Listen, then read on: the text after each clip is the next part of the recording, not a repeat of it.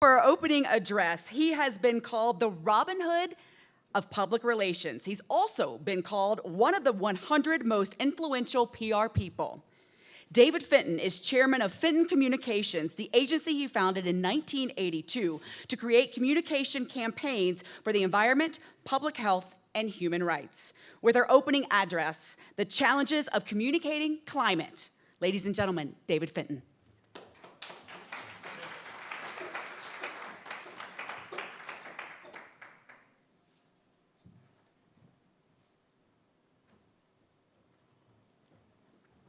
Thank you. Climate change is a really tough communications challenge. You can't see it, you can't taste it. It appears to be in the distant future. It does not touch the hormonal tripwires of human beings that we evolved to react to. And so it's a gigantic challenge, but at the same time, we're doing a very poor job of working on it the right way. And in general, I would say we are way behind where we should be in communicating climate change and the urgency that the people in this room understand, the public does not. Now, a friend of mine wrote a book about how difficult it is to communicate climate change. It's called Don't Even Think About It: Why Our Brains Aren't Wired for Climate Change. And he makes a couple of suggestions in there. He says, well, we should release a phony internet story. And it could say that the CIA has discovered that the North Korean government is pumping a dangerous gas into the atmosphere, and it's raising global temperatures and sea levels. And everybody would say, go take those mothers out tomorrow. And we'd say, ha ha, it's climate change. Or a giant asteroid is headed for the Earth, and it's bigger than the one that wiped out the dinosaurs. And it's going to hit the Earth in 10 years. And everybody would say, get those rockets up there tomorrow and knock that thing off course. And we'd say, ha ha, it's climate change. So it's a very tough problem. And in a sense, you could say on climate change, at least in the United States, where public opinion is the worst on this issue of pretty much any country, that Paul Revere, in effect, has not yet had his ride. People do not know that the British are coming. And in our community, we often are confused about this. We think that people are more aware of this danger than they are. Here are the facts. According to the latest Yale research, only 48% of Americans believe that humans are changing the climate. That's not enough to win. Only 16% of Americans believe it's urgent. Only 16%. In surveys year after year, when you ask the public in the United States, how do you rate issues of importance, climate change is 19th out of 20th, because people do not understand how it's related to their primary concerns, the economy, jobs, their health, security. They do not understand this. So that's our job. And 30 years into this battle, we haven't done it well enough yet. Now, I want to talk about some basic aspects of communications theory. It's actually quite simple. So the main thing to know about how communications works on the brain is a simple word: repetition. If people hear things once, they do not absorb it, they don't remember it, they don't understand it in most cases.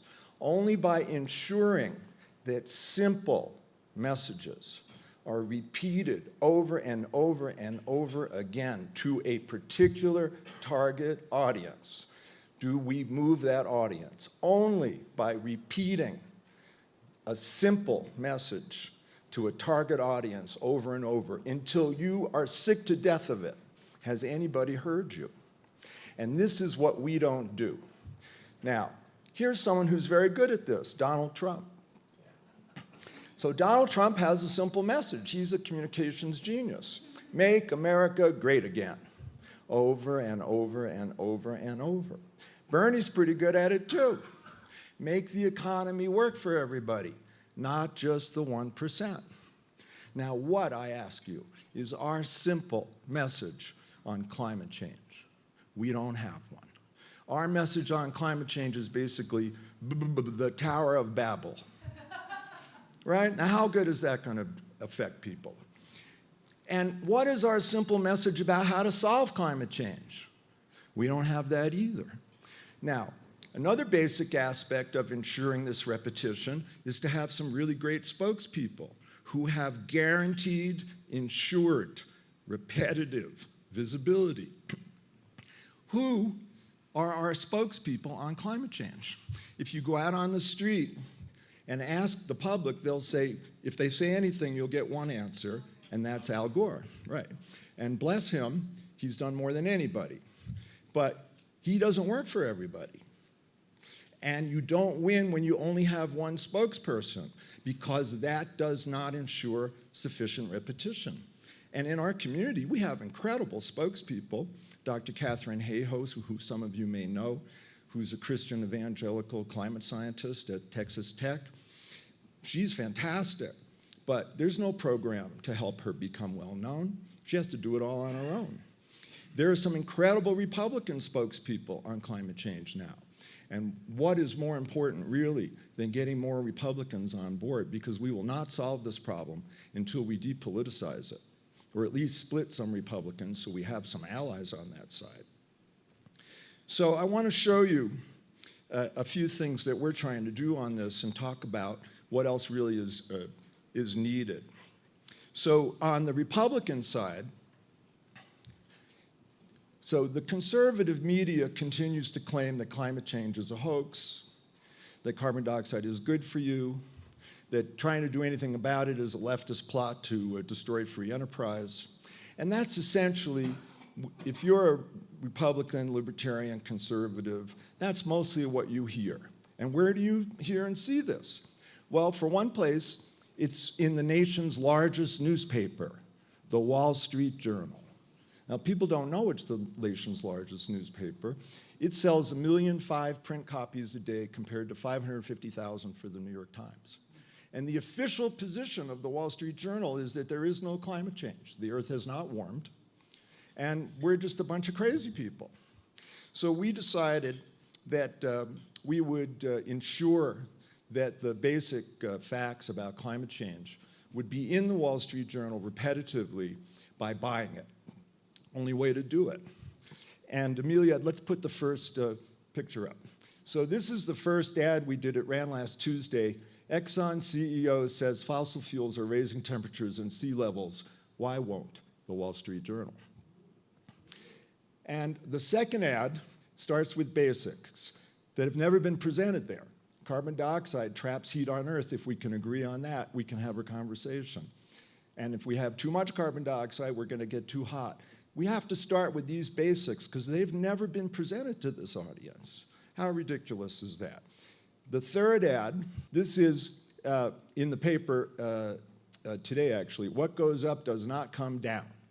Carbon dioxide stays in the atmosphere for centuries. If you give Rupert Murdoch a few dollars today, you can buy this upstairs. So this is something our own community doesn't understand enough, which is that the stuff stays there for centuries and we're running out of room. The Earth has warmed, and we did it. Now, these are appearing on the op-ed page opposite the editorials of the Wall Street Journal. We released a study in doing this.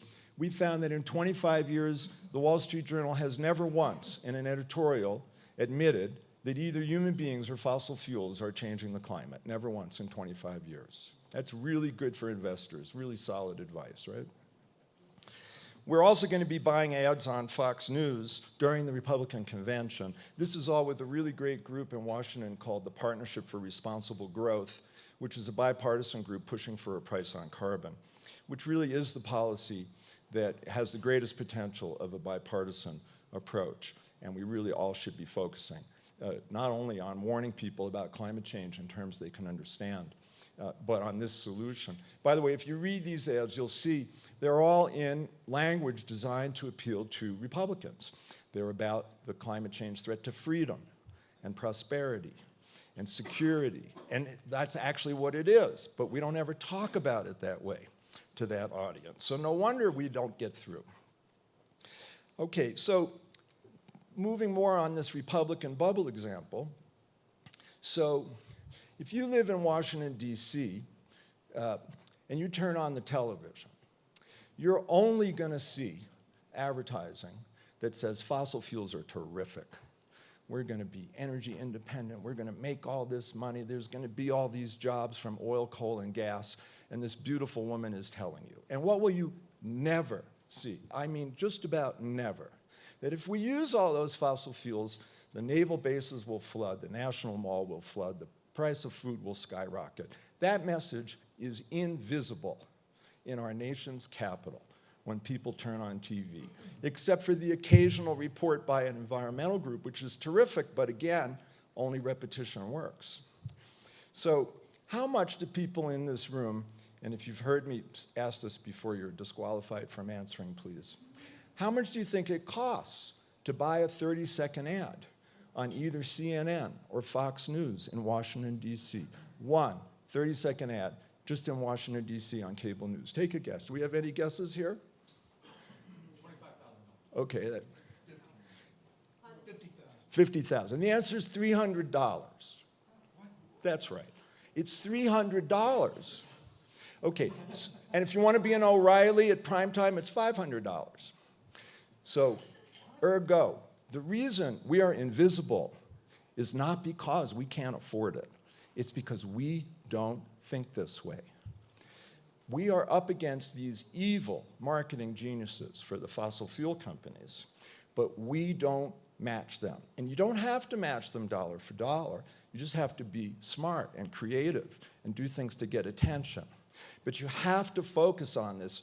We can't continue to use what I call the telepathic theory of communications, which is, in our community, we think something and somehow magically everybody has heard it and understands it like we do. We need to do a marketing campaign.